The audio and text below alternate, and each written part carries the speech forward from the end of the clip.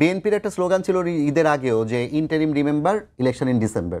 সেই জায়গা থেকে বিএনপি এত হাঁকডাকের পর ডিসেম্বর থেকে সরে ফেব্রুয়ারিতে নেগোসিয়েশন করা কিংবা মেনে নেওয়া, এটা কি বিএনপি পিছিয়ে গেল খানিকটা, নাকি এটা আসলে দেশের স্বার্থে করেছে? দেখেন, এখানে আমি একটা কথা বলি, রাজনীতিতে না ওই যে গো ধরে বসে থাকা, এটা কোনো ভালো কথা না। যদি কেউ লজিক্যালি বোঝাতে পারে তো সেটা মানবেন, কোনো আপত্তি তো নাই। কাজে পলিটিক্যাল পার্টি হিসেবে বিএনপি এটা ফেব্রুয়ারিতে যেতে পারে, এপ্রিলেও যেতে পারে, জুনেও যেতে পারে, এতে কোনো সমস্যা নাই। কিন্তু কাজে এখানে অগ্রসর হওয়া, পিছিয়ে যাওয়া, এখানে এটা তাদের স্ট্র্যাটেজি, তাদের কৌশল। এটার মাধ্যমে তারা হয়তো বৃহত্তর কিছু পেতে চায়, সেটা হতেই পারে। কিন্তু সুপ্রিয় দর্শক, স্বাগত জানাচ্ছি আজকের সম্পাদকীয়তে। আমি জাফর সাদিক। চলতি বছরের ডিসেম্বরে জাতীয় নির্বাচনের দাবিতে সরকারকে 1 মাস সময় বেঁধে দিয়েছিল বিএনপি। দাবি উপেক্ষা করেই আগামী এপ্রিলের প্রথমার্ধে নির্বাচনের ঘোষণা দেন প্রধান উপদেষ্টা ডক্টর মোহাম্মদ ইউনূস। প্রতিক্রিয়ায় তীব্র ক্ষোভে ফেটে পড়ে বিএনপি সহ সমমনা বেশ কিছু দল। রাজনৈতিক অস্থিরতার শঙ্কা জেঁকে বসে জনমনে। এমন পরিস্থিতিতে আজ লন্ডনে বিএনপির ভারপ্রাপ্ত চেয়ারম্যান তারেক রহমানের সাথে বৈঠকে সংস্কার ও বিচার বিষয়ে পর্যাপ্ত অগ্রগতি হলে আগামী ফেব্রুয়ারির শুরুতেই জাতীয় নির্বাচন আয়োজনের সম্ভাব্যতা জানান ডক্টর ইউনূস। এতে স্বস্তি ফিরেছে রাজনৈতিক অঙ্গনে। দুই নেতার আন্তরিক বৈঠক ও ইতিবাচক আলোচনায় সন্তুষ্টি প্রকাশ করেছে উভয় পক্ষই। তবে বিদেশে নির্বাচন নিয়ে বৈঠক এবং একটি দলের সাথে আলাপ করেই যৌথ বিবৃতি দেওয়ার তীব্র সমালোচনা করেছে এনসিপি। চলমান রাজনৈতিক প্রেক্ষাপট নিয়ে আজকে সম্পাদকীয় বৈঠকে বড় অগ্রগতি। জনাব ফজলুর রহমান, আপনাকে দিয়ে আলোচনা শুরু করতে চাই। আপনার দলের প্রধান, তার সঙ্গে আজকে ডক্টর মোহাম্মদ ইউনূস, অন্তর্বর্তী সরকারের প্রধান, তার একটি বৈঠক হয়েছে এবং বৈঠকের অগ্রগতি নিয়ে বিএনপি সহ সমমনা রাজনৈতিক দলগুলো মোটামুটি সন্তোষ প্রকাশ করেছে এবং সরকার পক্ষ সন্তোষ প্রকাশ করেছে, এবং এটাকে এক ধরনের অগ্রগতি হিসেবে দেখা হচ্ছে যে রাজনৈতিক অস্থিরতা ছিল, অনিশ্চয়তা ছিল। আপনি গতকালকেই সম্ভবত একটি জনসভায় বলেছিলেন যে ডক্টর মোহাম্মদ ইউনূস অবশেষে বিমান চালিয়ে আপনার নেতার সাথে দেখা করতে গেছেন সমাধানের জন্য। আপনার কাছে কি মনে হয় যে এই সমাধান যেটি বলা হচ্ছে, এটি কি আসলে সমাধানের পথে যাত্রা কিনা? রাজনৈতিক বক্তৃতায় আমি বলেছিলাম আমার বক্তব্যের সময় যে ইউনূস সাহেব 6 ঘন্টা 6 দিন পর্যন্ত বিএনপি চেষ্টা করে আপনার কাছ থেকে 1 ঘন্টা আলোচনার সুযোগ নিতে পারেনি। প্রয়োজন বড়, নেসেসিটি নোজ নো বাউন্ডস, প্রয়োজনের বড় গরজ। আপনি এখন, আমি বলছি, প্লেন চালায় 10 ঘন্টা এখন লন্ডনে যেতে হচ্ছে নেতার কাছে। কথাটা শুনতে কেমন লাগে আমি জানি না, কিন্তু এই কথাটা বাস্তবতা আছে কিনা একদিন জনগণ চিন্তা করবে। কারণ ভিতরে যাই থাকুক, সমস্ত ঘটনা প্রবাহকে একটা মানে সার্বজনীন আচ্ছাদন দেওয়ার জন্য ইউনূস সাহেবের সাথে বিএনপির ভারপ্রাপ্ত চেয়ারম্যান তারেক রহমানের আলোচনাটাই হলো মূল ব্যাপার। আমি শুধু এই কথাটি বলি নাই, পরের কথাটা আপনারা বলেন না, কেউই বলে না। আমাকে ওই যে মৌলানা সাহেবরা বকাবকি করে একটা লাইন দেখায়, এইটা কইছে ফজলু, কিন্তু আগে পরে আমি কি কইছি, আমাকে বড় বেশি নির্যাতন করা হচ্ছে এইসব করে। আমি কিন্তু বলেছি, ইউনূস সাহেব, আমি আশা করব আপনি আমার 9 বছরের বড়, আপনাকে আমি বহু সম্মান করি, আপনি নোবেল লরিয়েট, আপনি লেখার মধ্যে দেখবেন, যেটা দেখেছি। আমি চাই আপনার এবং আমাদের চেয়ারম্যানের, ভারপ্রাপ্ত চেয়ারম্যান আলোচনার মধ্য দিয়ে আপাত সময়ে বাংলাদেশে সমস্যার সমাধান হবে, যে সমাধানের মূল কথা হলো একটা নির্বাচন, অবাধ নির্বাচন। জি, এই অনুরোধটা আমি রেখেছিলাম। আজকে সেই অনুরোধটা বাস্তবে পরিণত হয়েছে, এটা কি বলবো, কারণ আমাদের দলের সবাই খুব আনন্দ করছে, আমিও তাদের আনন্দের শরিক। আমি শুনলাম যে বিএনপির প্রায় সবাই আনন্দ করছে, আমিও হয়তোবা তাদের সাথে শরিক না হলে এটা কৃপণতা হবে। কিন্তু ইফ অ্যান্ড বাট, যদি এবং কিন্তু দিয়েও ইউনূস সাহেব বলেছেন যে হ্যাঁ, ফেব্রুয়ারির প্রথম সপ্তাহে বা প্রথম দিকে একটা ইলেকশন হতে পারে। এটার জন্য আমরা সবাই খুশি, কারণ আপাত সময়ে যে ঝামেলাটা চলছিল বাংলাদেশে আর সহ্য করতে মানুষ চায় না। মানুষ এই হতাশার মধ্যে আছে এমনভাবে ওই যে দেখাইলেন আপনি 5 জন মারা গেছে ডেঙ্গুতে, আবার নতুন করে শুরু 2 জন হয়েছে করোনায় মারা কোভিড, গেছে। আবার এইরকম চলছে চলছে তো চলছেই। এখানে কোনো নেতা নাই, কোনো নেতৃত্ব নাই, কোথাও বিচার দেওয়ার জায়গা নাই, কোথাও গিয়ে আপনি স্থান পাবেন না, মরে গেলেও কেউ আপনাকে দেখবে না, এমন একটা অবস্থার মধ্যে চলছে এ দেশ। আমি এই দেশটার প্রকৃত একটা দায়িত্বশীল নেতৃত্ব প্রতি স্থানে আসুক, নট শুধু উপরে, একদম নিচের লেভেল থেকে একটা করে পিলার হোক, গ্রাম, ইউনিয়ন, উপজেলা, জেলা, পার্লামেন্ট, সব জায়গাতে নেতৃত্ব। এই পিলারগুলোর উপরে গড়ে উঠুক ইনস্টিটিউশন।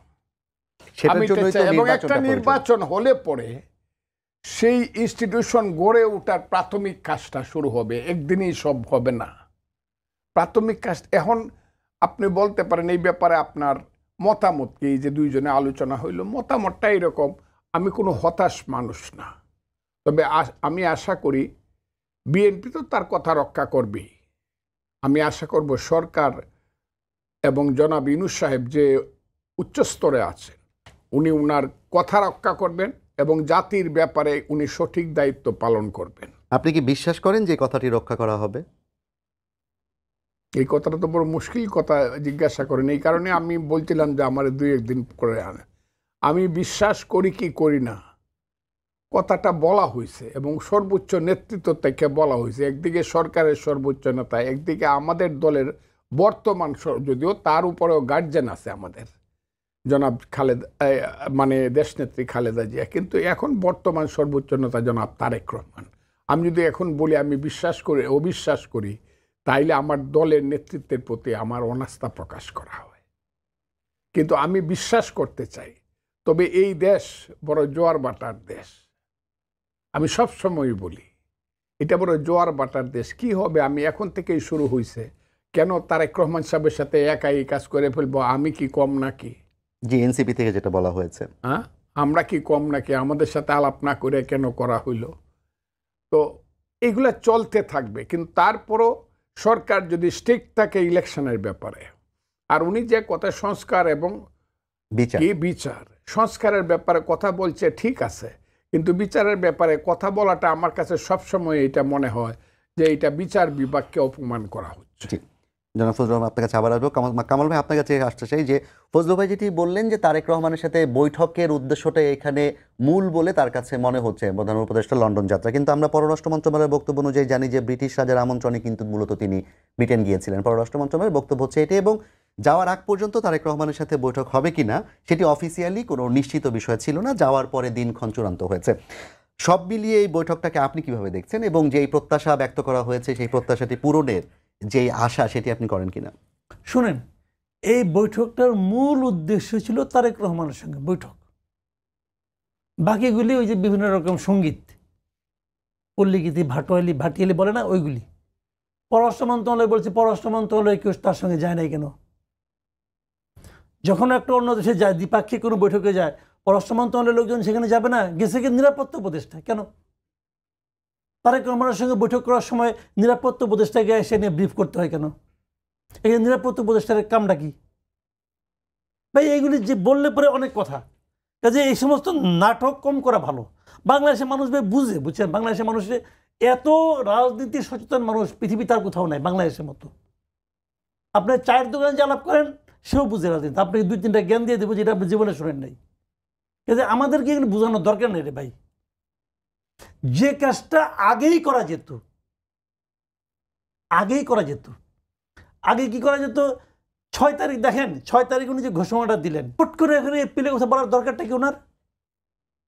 এগুলি ওনাকে এত বোকা মনে করেন না, এত কম বুদ্ধি নিয়ে উনি নোবেল পায় নাই। মাথার মধ্যে সব ধরনের বুদ্ধি আছে, কারে কীভাবে খেলতে হবে উনি জানে। ঘোষণা যখন দিচ্ছে, আপনি ভাবেন তো একটা কথা, ঘোষণা দিল এপ্রিল, তখন যদি উনি আলাপ করতেন তারেক রহমান সাথে, একটা ফোন করতে পারতেন না, আজকালকে দিনে কিনা হয়। তারেক রহমান তো লন্ডন বসে দল চালাচ্ছে রে ভাই। 15 বছর আওয়ামী লীগ হেন চেষ্টা করে নাই বিএনপিকে ভাঙার জন্য, পারছে? তারেক রহমান তো লন্ডন বসে দলটাকে ঠিক রাখছে তো সেই লোকের সঙ্গে ফোনে 1 মিনিট আলাপ করতে পারতেন না? আলাপ করে বলতেন একটা ডেট দিতে চাই, কবে দিলে ভালো হয়। দিলেন কি এপ্রিল। কেন দিলেন? ওনার মনে ছিল তখনই কিন্তু যে এপ্রিলে আমি থাকবো না, এপ্রিল যদি আমি দিই একটা বার্গেনিং তো হবে, একটা বার্গেনিং তো হবে। উনি কিন্তু এই কাজ করছেন এখানে, করে নিয়ে তারপরে আবার গেছেন ফেব্রুয়ারিতে আসলেন। এখন তাও ফেব্রুয়ারিতে আসেন নাই, ওটা নিয়ে পরে আলাপ করি। তো এইটুকু খালি বলি যে এই মিটিংটা ছিল একটা ব্যয়বহুল মিটিং, উনি এই কাজে গেছেন, আর কোনো কাজে না। কে স্টারমার তো ওর সঙ্গে দেখাই করেন নাই। আমার দেশের প্রাইম মিনিস্টার আমি বলবো না, কেউ প্রধান উপদেষ্টা, প্রাইম মিনিস্টারই তো। উনি বিদেশ যে বসে আছেন ওখানকার প্রাইম মিনিস্টারের সঙ্গে দেখা করার জন্য, সে বলে তোমার লোক আমি দেখা করবো না। এর চেয়ে বড় অপমান আছে, আপনি আমার বাসায় আসলেন, আইসা নিয়ে নক করলেন, আমি দরজা খুললাম না। 10 মিনিট পরে আমার কাজের লোক যে দরজা খুলে বলে কি স্যার এখন বাথরুমে আছে, অথবা স্যার তো ব্যস্ত আছে, আপনি যান গা। আপনি 10 মিনিট বুকের মধ্যে দাঁড়ায় থেকে চলে আসতেন, আপনি কি ইজ্জত দেওয়া হলো? এখানে কিন্তু ডক্টর ইউনূস একা না, ওনার সম্মান জাতির সম্মান, দেশের সম্মান, ওনার বেজ্জতি দেশের বেজ্জতি। কিন্তু রাজা চার্লস তো হচ্ছে ব্রিটেনের সর্বোচ্চ সম্মানের প্রতীক, তার সাথে তার বৈঠক, তার হাত থেকে পুরস্কার শুনেন নেওয়া, না, পুরস্কার তার হাত থেকে নেয় নাই, ওরা শফিক কয়, আর কেউ কয় না। চার্লসের হাত থেকে পুরস্কার নিছে, একটা ছবি দেখান তো আপনি আমাকে। পুরস্কার প্রাপ্তরা লাইন ধরে খারাইছে, ওখানে উনিও খারাইছেন, উনি তাদের সঙ্গে দেখা করে চলে গেছেন। পুরস্কার নিছে ওই যে ফাউন্ডেশন, ওই যে ইটা আছে যে ফাউন্ডেশন, মানে আপনার প্রেসিডেন্ট যে ফাউন্ডেশন, এই কিং যে ফাউন্ডেশনটা আছে, ওই ফাউন্ডেশনের যে চেয়ারম্যান এক ভদ্রমহিলা, তার কাছ থেকে।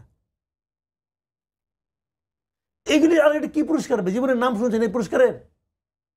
জীবনে এই পুরস্কারের নাম শুনছেন? তো এগুলি ভাই, এগুলি আমরা বুঝি খুব ব্যয়বহুল। যে রুমে উনি যে ছিলেন, ওখানে যে হোটেলে ছিলেন, 39 জনের বহন নিয়ে গেছেন, 39। আমাদের মতো দেশের জন্য 39 পার্সেন্ট লোক নিয়ে দেশের বিমানেও যায় নাই, এমিরেটসে করে গেছে, ফার্স্ট ক্লাস করে গেছে অনেক একজন, যার যার পজিশন অনুযায়ী পাইছেন, সিট পাইছেন, ওইভাবে গেছেন। যাই না, যে হোটেলে ছিলেন, ওনার রুমের ভাড়া তো দৈনিক 10 লাখ টাকা।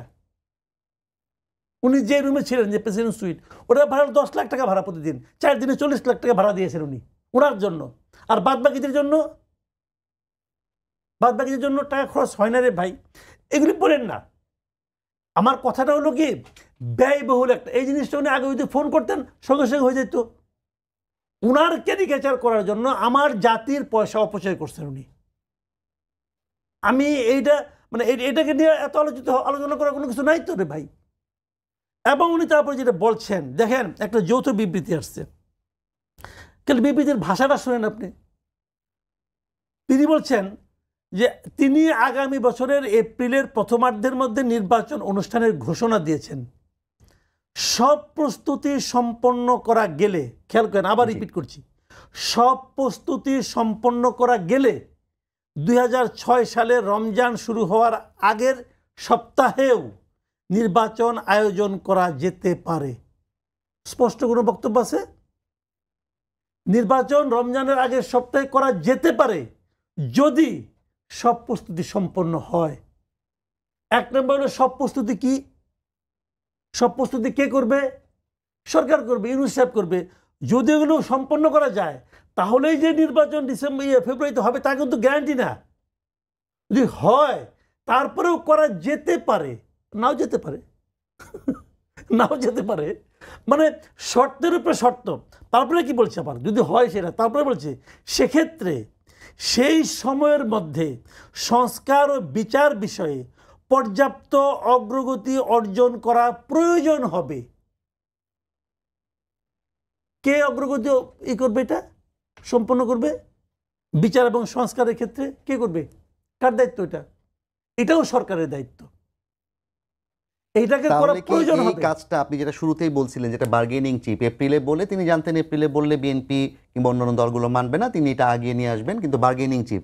তাহলে কি ব্যাপারটা এরকম যে সংস্কারের যেসব জায়গাগুলোতে বিএনপি তবে সমর্থন দিচ্ছেন, পিকে এক ধরনের বাধ্য করার একটা বার্গেনিং চিপ ছিল কিনা এই ঘোষণা? উনি চেষ্টা করবেন, কিন্তু তার মানে বিএনপি বার্গেনিংয়ে রাজি হয়ে যাবে এরকম মনে করার কোনো কারণ নাই।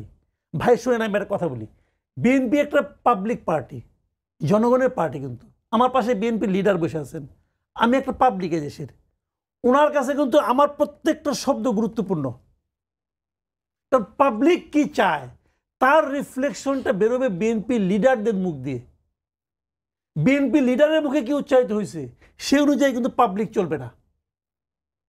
আমি যদি দেখি যে আমার চিন্তা বিএনপি ধারণ করছে না, আমি বিএনপিতে সাপোর্ট করব না। কিন্তু আমি বিএনপির চিন্তাকে সাপোর্ট, আমার কথাগুলো আমি বিএনপির চিন্তার সঙ্গে একই ধরনের কথা বলছি না, এটা শুনে কিন্তু বিএনপি আমাকে ত্যাগ করতে পারবে না।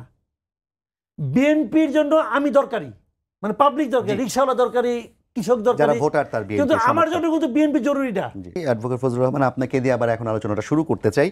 মাসুদ কামাল ভাই যেটি বলছিলেন যে ডক্টর ইউনূস, যেই আপনিও বলেছিলেন যে বাট এবং ইফের একটা বিষয় এখানে আছে, সব মিলিয়ে ডক্টর ইউনূস এবং তারেক রহমানের মধ্যকার যেই আলাপ, সেই আলাপে জাতি আশার একটা আলো দেখতে পাচ্ছে। কিন্তু বাস্তবতা কি বলে? বাস্তবতায় কি আসলেই ফেব্রুয়ারিতে নির্বাচন করার মতো পরিবেশ কিংবা প্রস্তুতি সরকার এবং রাজনৈতিক দলগুলোর আছে কিনা? আমি আপনাকে আজকের যে কথাগুলো বলবো সেই কথাগুলো হইল, আমাদের নেতা অনেক আশাবাদী হয়ে একটা সিদ্ধান্ত গ্রহণ করেছে। আমরা এইটার উপরেই বিশ্বস্ত থাকতে চাই, বিশ্বাস করতে চাই শেষ পর্যন্ত। কিন্তু আপনি যদি আমাকে এই দেশের অবজেক্টিভ কন্ডিশন যেটা চলছে, সেই অবজেক্টিভ কন্ডিশনে যদি আমাকে জিজ্ঞাসা করেন, তাহলে ধরেন এই যে বিশ্বে একটা ঘটনা ঘটে গেল, এটা তো কালকেও আমি জানতাম না, যে ইরানের প্রধান সেনাপতি এবং মূল গার্ড যিনি, গার্ড প্রধান, বিপ্লবী গার্ডের যিনি প্রধান, কি করলো ইসরায়েল, কোনটা ঘটে এই পৃথিবী তো আমি বলতে পারি, কারণ পৃথিবী তো আন্তর্জাতিক দাবা খেলার এখন গুটি হয়ে গেছে সারা পৃথিবী। একদিকে পাকিস্তান ইন্ডিয়া যুদ্ধ হইল, আবার কিছু থামলো, আবার ইরানে আর এই ইসরায়েল আবার লাগছে, আবার গাজা উপত্যকা, সারা পৃথিবী। আমার দেশ তো সেই তুলনায় অনেক ছোট। আমার দেশের করিডোর আছে, আমার দেশের সমুদ্র বন্দর আছে চিটাগাং, আমার দেশের সেন্ট মার্টিন দ্বীপ আছে, অনেক ঘটনা প্রবাহ আছে। সেই ঘটনা প্রবাহের সঙ্গে যদি এই সরকার নিজেকে মিলাতে চায়, তারা যদি মনে করে তারা ফাইনালি যে কথাটা বললো তাদের সংস্কারের মধ্যে এইসব কাজগুলো আছে, তারা যদি এটার সঙ্গে এটাকে মিলাতে চায়, যতই তারা সিদ্ধান্তে নুক ইলেকশন করবেন, তাহলে তো ইলেকশনটা করতে পারবে না। তারা যদি একটা নির্বাচিত সরকারের মতো কাজ করতে চায়, যা আমি সমুদ্র বন্দর দিলাম, আমি তো কালকে এই সরকারের বিরোধিতা করব। ইলেকশন প্রধান উপদেষ্টা তো বলেছেন যারা সমুদ্র বন্দর দিতে আপত্তি জানাবে তাদের প্রতিরোধ করতে হবে। আচ্ছা, পারলে উনি করবে, কিন্তু জনগণও পারলে দেখবে যে তার চট্টগ্রাম বন্দর দেওয়া যায় কিনা, তার করিডোর দেওয়া যায় কিনা। করিডোর তো অস্বীকার করেছেন, যেটা একটা মিথ্যা কথা। স্বীকারের কিছু আসে যায় না এইসব লোকের, আমি এটা বিশ্বাস করি না। তাইলে এতদিন আলোচনা করলো কেন? তাইলে আমার দেশের 10 কিলোমিটার ভিতরে আইসা ওরা নৃত্য করে গেল কেন? আরাকান বাহিনী বাধা দেওয়া হইল না কেন? সেন্ট মার্টিন দ্বীপ আজকে 10 মাস যাবৎ বন্ধ কেন? কি করতে চায় তারা? এগুলো বলো স্পষ্ট করে। এই রাগডাক করা এগুলো তো ছেলে খেলা না একটা রাষ্ট্র নিয়ে। আমি তো আমার দেশের 1 ইঞ্চি জমি দিয়া কারোর সঙ্গেই যত বড় শক্তি সে কাম বুঝ করবো না, বরং আমার দেশকে তারা বোমা মেরা, নাপাম বোমা মেরা শেষ করে দিতে পারে। আমিও শেষ পর্যন্ত মুক্তিযুদ্ধের মতো করে জীবন দিব, জীবন নিব, কিন্তু আমি আমার দেশ দেব না। কাজেই যখন এই সরকার বেসিক কিছু ডিসিশন নিতে যাবে, আরো আছে ঘটনা প্রবাহ। এই যে দেখেন পরশুদিন সিরাজগঞ্জে যে ঘটনাটা ঘটানো হইল শাহজাদপুরে, রবীন্দ্র কটুরিতে, হ্যাঁ জি, কবিগুরু রবীন্দ্রনাথ ঠাকুরের যে প্রতিষ্ঠানটা শাহজাদপুরে, যেখানে বৈশা সোনার তরী উপন্যাস লেখছে, কবিতা যেখানে লেখছে, এইগুলো তো এখন এই তো বৃষ্টির দিনেই মনে হইতেছে গগনে গরজে মেঘ ঘন বরষা কুলে একা বসে। আর এই গরুর বাচ্চারা, অমানুষের বাচ্চারা, পশুর বাচ্চারা, নর পশুর বাচ্চারা রবীন্দ্রনাথ ঠাকুরের এইসব ভেঙে ফেলতে চাস, যেটা 47-এর 14 আগস্ট তো ভাঙে নাই কেউ। 23 বছরের পাকিস্তান আমলে ওই প্রতিষ্ঠানটা কেউ হাত দেয় নাই, এমনকি হিয়াকানের যুদ্ধ টাইমে ওই প্রতিষ্ঠানটা হাত দেয় নাই। আর এখন কোন অমানুষ এবং নর পশুর বাচ্চারা আসলো যে রবীন্দ্রনাথ ঠাকুরের কবিতা এখন আমার জাতীয় সঙ্গীত, সেই রবীন্দ্রনাথ ঠাকুরের সমস্ত অস্তিত্ব ধ্বংস করে তারা কোন অমানুষের বাচ্চারা? রবীন্দ্রনাথ ঠাকুর কে? বাঙালি জাতির শ্রেষ্ঠ সন্তান, শ্রেষ্ঠ সন্তান। বাঙালি জাতির এই সন্তান সৃষ্টি না করে বাংলা সংস্কৃতি, সাহিত্য, সংস্কৃতি কল্পনা করা যায় না। সেই রবীন্দ্রনাথকে ধ্বংস করে দিতে চায় যারা, কই তাদের উপর দেখলাম না একটা মানুষ টেরেস্ট হয়েছে? কেউ না। এই তো চলতেছে। এই মোবাইলটা টিপ দিলে প্রতিদিন শোনা যায় কি ইসলামী বিপ্লবী সরকার হবে 10 বছরের জন্য, যারা এর বিরোধিতা করবে তাদেরকে নিঃশেষ করে দেওয়া হবে, একদম কোনো বিচার আচার নাই, গুলি করে শেষ করে দেওয়া হবে। এখানে ইসলামী বিপ্লব হবে, আফগানিস্তানের মতো দেশ হবে, আল কায়দার সরকার হবে। এগুলো বললেই কি সম্ভব বাংলাদেশে? আসলে সম্ভব না। কিন্তু এটা যদি ইউনূস সাহেব যদি এটাকে প্রশ্রয় দিতে থাকে, এইসব প্রশ্রয়, মুক্তিযোদ্ধা হিসাবে আমি প্রতিবাদ করব। জি, জনাব ফজলুর রহমান, আমি আমার দলের সিদ্ধান্ত, কিন্তু মুক্তিযোদ্ধা হিসাবে কেউ যদি মুক্তিযুদ্ধের বিরুদ্ধে বলে, আমার শিক্ষা সংস্কৃতির বিরুদ্ধে যদি কেউ কাজ করে, আমি বলবোই। জি, আপনাকে ধন্যবাদ। আপনার কাছে আবার আসবো। কামাল ভাই, বিএনপির একটা স্লোগান ছিল ঈদের আগেও যে interim remember election in December. সেই জায়গা থেকে বিএনপি এত হাঁকডাকের পর ডিসেম্বর থেকে সরে ফেব্রুয়ারিতে নেগোসিয়েশন করা কিংবা মেনে নেওয়া, এটা কি বিএনপি পিছিয়ে গেল খানিকটা, নাকি এটা আসলে দেশের স্বার্থে করেছে? দেখেন, এখানে আমি একটা কথা বলি, রাজনীতিতে না ওই যে গো ধরে বসে থাকা, এটা কোনো ভালো কথা না। যদি কেউ লজিক্যালি বোঝাতে পারে তো সেটা মানবেন, কোনো আপত্তি তো নাই। কাজে পলিটিক্যাল পার্টি হিসেবে বিএনপি এটা ফেব্রুয়ারিতে যেতে পারে, এপ্রিলেও যেতে পারে, জুনেও যেতে পারে, এতে কোনো সমস্যা নাই। কিন্তু কাজে এখানে অগ্রসর হওয়া, পিছিয়ে যাওয়া, এখানে এটা তাদের স্ট্র্যাটেজি, তাদের কৌশল। এটার মাধ্যমে তারা হয়তো বৃহত্তর কিছু পেতে চায়, এটা হতেই পারে। কিন্তু বাট একজন সাধারণ মানুষ হিসাবে আমার কিছু বক্তব্য আছে। আমার বক্তব্য হলো কি, ভাই আপনি কেন ডিসেম্বর চাইলেন এটা আমার কাছে ক্লিয়ার করতে হবে। আপনি কেন ফেব্রুয়ারিতে গেলেন এটাও আমার কাছে ক্লিয়ার করতে হবে। এই প্রশ্নগুলো বিএনপির কাছে, বিএনপির কাছে কেন উনি এপ্রিল চেয়েছিলেন ওটা উনি ক্লিয়ার করেন নাই। কিন্তু যেমন আমাকে যদি আপনি জিজ্ঞাসা করেন তুমি কি চাও, আমি তো চাই ইলেকশন এই অক্টোবরে হোক, আমি এটা চাই। আর আমাকে যদি বলেন কেন চাও, আমি ব্যাখ্যা করতে পারবো আমি কেন চাই। আমি মনে করি এটা অনির্বাচিত সরকার যত দ্রুত সম্ভব মাথার উপর থেকে সরে যাওয়া উচিত। কারণ তারা আলটিমেটলি যদি তারা দেশটা ভালো চালাতে পারতো তাও মানতাম, তাও তারা পারে না। অতএব এটা আমি মনে করি, আমার আরও যুক্তি আছে সেটা আমি মনে করি। কিন্তু আমি অন্য একটা কথা বলি। দেখেন, আপনি নিশ্চয়ই যৌথ ঘোষণাটা দেখেছেন, এটা তো প্রেসে আসছে। কি আছে এখানে? 2-3টা কথা, খালি নির্বাচন নিয়ে কিন্তু কথা। আচ্ছা, ওনারা মিটিংটা করেছেন কতক্ষণ? 1.5 ঘন্টা। 1.5 ঘন্টা এখানে এই 2 কথা হয়েছে না, এর মধ্যে ঘন্টাখানেক বোধহয় তারা দুইজন একান্তে আলাপ করেছেন। একান্ত আলাপ তো কিছু হয়েছে, হয়েছে তো। আমি তো এখন এই দেশের নাগরিক হিসেবে জানতে চাই ভাই কি আলাপ করছেন। আমি কি জানতে চাইতে পারি না? আমি তো পলিটিক্যাল লিডার অথবা আমার যিনি সরকার প্রধান তাদের কাছ থেকে কি আশা করি? ট্রান্সপারেন্সি আশা করি। ওনারা যা কিছু করবেন জনগণকে সঙ্গে নিয়ে করবেন। কোথায় জনগণ? এই দেশটা তো ডক্টর ইউনূসের না, এই দেশটা তারেক রহমানেরও না, এই দেশটা দেশের জনগণের। যে আপনারা 2 জন গুরুত্বপূর্ণ লোক, সবচেয়ে গুরুত্বপূর্ণ 2 জন ব্যক্তি, সবচেয়ে গুরুত্বপূর্ণ 2 জন ব্যক্তি কি কথা বলছেন আমার জানার অধিকার নাই? আমার জানার আগ্রহ নাই? আমার এবং আগ্রহ এবং অধিকার আপনারা ক্ষুণ্ণ করতেছেন। বলেন না কেন, কি কি সমস্যা বলেন? আপনি কি আলাপ করছেন রে ভাই? ঢাক ঢাক গুড় গুড় মানুষের মধ্যে সন্দেহ জন্ম দেয়। মাথায় রাখবেন, সন্দেহ কিন্তু মারাত্মক, একটা মারাত্মক উপসর্গ। আমি জানতে চাই 1.5 ঘন্টা আপনার আর কি আলাপ করছেন? কি লেনদেনে আলাপটা আপনি করছেন 1.5 ঘন্টা ধরে? সংক্ষিপ্ত একটা আপনি যৌথ ঘোষণা দিলেন যার কোনো একটা সেন্টেন্স স্পষ্ট না, ডিপ্লোম্যাটিক ওয়ার্ড দিয়ে দিয়েছেন। এই ঘোষণাটা আপনি কেন দিচ্ছেন? কার জন্য দিচ্ছেন? জনগণের জন্য দিচ্ছেন। জনগণ এই ঘোষণাতে কি পাইছে? জনগণ কি ক্লিয়ার হয়েছে যে ফেব্রুয়ারি ইলেকশন হবে? কেউ ক্লিয়ার হয় নাই। জনগণ কি ক্লিয়ার হয়েছে যে ফেব্রুয়ারির মধ্যে বিচার হবে, ফেব্রুয়ারির মধ্যে সংস্কার হবে? আর ভাই সংস্কারই তো হবে না। কিসের সংস্কার হবে? বিএনপি তো তাদের 31 দফা নিয়ে অনেকদিন ধরে মাঠে ময়দানে কাজ করতেছে। এদেশের মাঠে ময়দানে গ্রামাঞ্চলে পর্যন্ত বিএনপি তার 31 দফাকে নিয়ে গেছে। সরকার কি তার সংস্কার প্রস্তাবগুলি নিয়ে গ্রামে গেছে, মাঠ পর্যায়ে গেছে? যায় নাই তো রে ভাই। বিএনপি কি বলছে এই সংস্কার পাইলে পরে আমি 31 দফাকে বাদ দিয়ে দিব? বলছে? বলে নাই তো।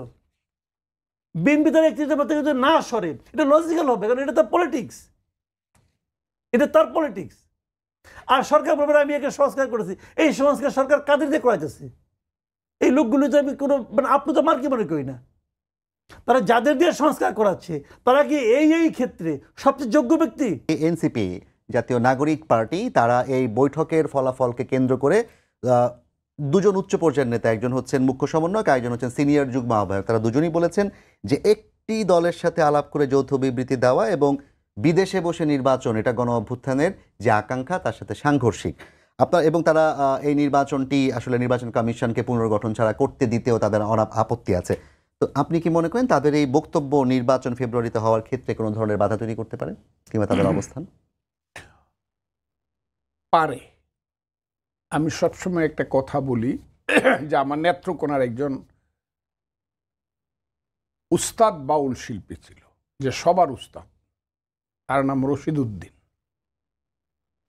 সেই রশিদ উদ্দিনের শিষ্য হইল উকিল মুন্সি জালাল খা শাহ আব্দুল করিমেরা। রশিদ উদ্দিনের একটা গান আছে, হাকিম হয়ে হুকুম করো, পুলিশ হয়ে ধরো, সর্প হইয়া দংশন করো, উজা হয়ে যারো।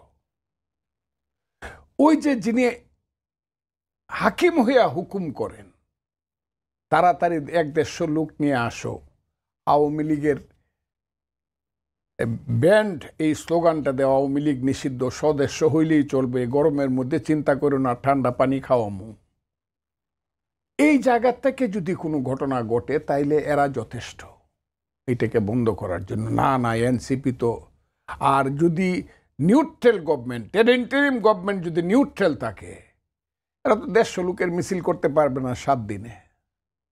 অন্য কথা বাদ, যদি খালি বুঝে ইলেকশনটা ফেব্রুয়ারিতে ইউনূস সাহেব রিয়েলি মিন করছে, এবং তারেক রহমান তো মিন করছে, বিএনপি মিন করছে, কারণ তারেক রহমানেরই প্রস্তাব ছিল, সেটা প্রস্তাবই আছে। আর ইউনূস সাহেব যদি বুঝে যে, এবং যদি নির্বাচন কমিশন ডিক্লেয়ার করে দেয় এই 10 দিন 15 দিনের মধ্যে যে ইলেকশন হবে 12ই ফেব্রুয়ারি অথবা 13ই ফেব্রুয়ারি 2026 সন, এরা 100 মানুষের মিছিল করতে পারবে না। এবং এরা কোথাও জামাতের পায়ে না দরিয়া কোথাও 10টা ক্যান্ডিডেট দিতে পারে। জামাত একমাত্র সেভ দেম, কারণ তারা হলো জামাতেরই ডালপালা।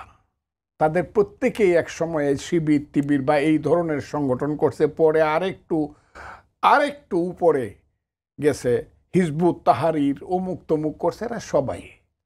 এরা সবাই জামাতের সন্তান। জামাত যে শক্তি, যারা 54 বছরের স্বাধীনতা বাংলাদেশের মুক্তিযুদ্ধকে মানতে পারল না, তাদেরই শক্তি হইল এরা।